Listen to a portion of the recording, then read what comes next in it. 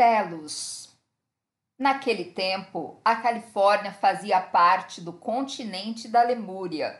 Quando os lemurianos compreenderam que sua terra estava destinada a perecer, eles solicitaram a Shambhala Menor, então o centro da rede Agartha, a permissão para construir uma cidade sob o Monte Shasta, em vista de preservar sua cultura e seus arquivos. Shambhala Menor abriga uma civilização hiperboreana que deixou a superfície do planeta há 40 mil anos.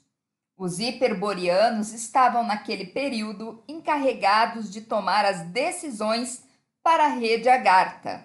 Esta rede é composta atualmente de cerca de 120 cidades de luz subterrâneas, habitadas em grande parte pelos hiperboreanos. 4 cidades desta rede são lemurianas e 2 são atlantes. Para obter a permissão para construir uma cidade e tornar-se parte da rede subterrânea de Agartha, os lemurianos tiveram que provar para muitas organizações, como a Confederação Galáctica dos Planetas, que tinham aprendido as lições dos anos de guerras e agressões. E para serem novamente aceitos como membros da Confederação, também tiveram que provar que tinham aprendido as lições de paz. Quando foi dada a permissão para construírem sua cidade, eles compreenderam que essa área sobreviveria aos cataclismos anunciados. Existia já uma grande caverna em forma de domo no interior do Monte Shasta, e ali os lemurianos construiriam sua cidade Telos. O conjunto da região, compreendendo toda a Califórnia, uma grande parte do sudoeste dos Estados Unidos, assim como as terras ao norte do Monte Shasta ao longo da costa oeste e subindo até a Colômbia Britânica, era chamada de Telos. Telos significa comunicação com o espírito, unidade com o espírito e compreensão com o espírito. No momento da construção, estava previsto que Telos acolheria cerca de 200 mil pessoas. Como a destruição do continente ocorreu um pouco antes do previsto e muitas pessoas não puderam escapar a tempo, no momento do cataclismo, somente 25 mil pessoas conseguiram se refugiar na montanha e foram salvas. Os arquivos já tinham sido deslocados da Lemúria para Telos e muitos templos tinham sido erigidos. Nós sabemos que a amada Terra-mãe submergiu em uma noite. O continente afundou tão suavemente que a maioria das pessoas não estava consciente do que acontecia. Quase todos dormiam. Nenhuma condição meteorológica em comum se manifestou naquela noite.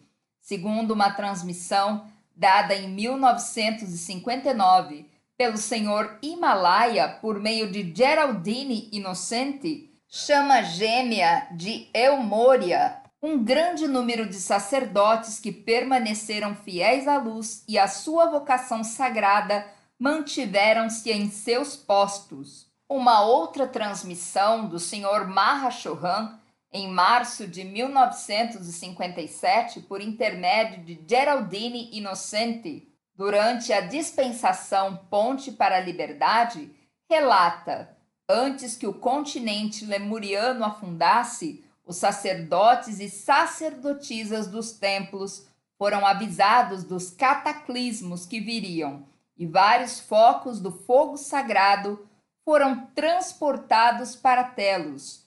Outros foram transportados para diferentes terras, as quais não seriam afetadas. Muitas destas chamas foram levadas para um lugar específico no continente da Atlântida, onde foram sustentadas durante um considerável período de tempo, graças a práticas espirituais cotidianas. Pouco antes da Lemúria afundar, alguns desses sacerdotes e sacerdotisas retornaram para suas casas no continente e se voluntariaram para serem levados com sua terra e seu povo, doando a assistência de sua própria irradiação e oferecendo conforto e destemor. Eles ofereceram seu auxílio para contrabalancear o medo que acompanha um cataclismo. Pela irradiação de seu sacrifício, estes amorosos benfeitores literalmente envolveram o campo áurico das pessoas em um halo de paz, criando a libertação do medo, de modo que os corpos etéricos destes fluxos de vida não fossem tão severamente marcados. Assim, eles salvariam aquelas pessoas de vivenciar consequências mais trágicas em encarnações futuras.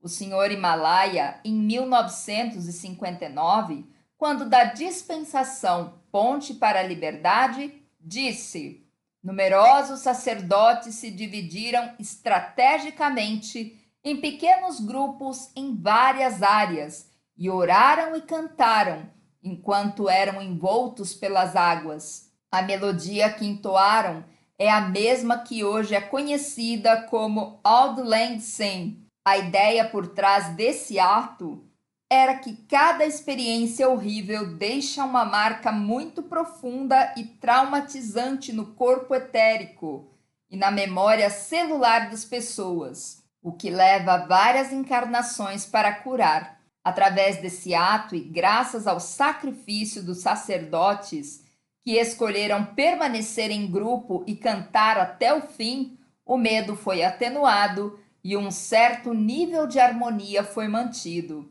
Desse modo, os danos e os traumas infligidos às almas que pereceram foram grandemente reduzidos.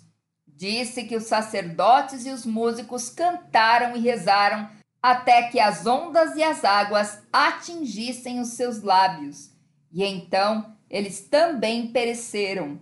Durante a noite, enquanto a maioria das pessoas dormia, sob um céu estrelado, tudo terminou. A amada Mãe Terra submergiu nas águas do Oceano Pacífico. Nenhum dos sacerdotes deixou o seu posto e nenhum evidenciou qualquer medo. A Lemúria se foi com dignidade. Auld Lang Syne foi a última canção ouvida na terra da Lemúria.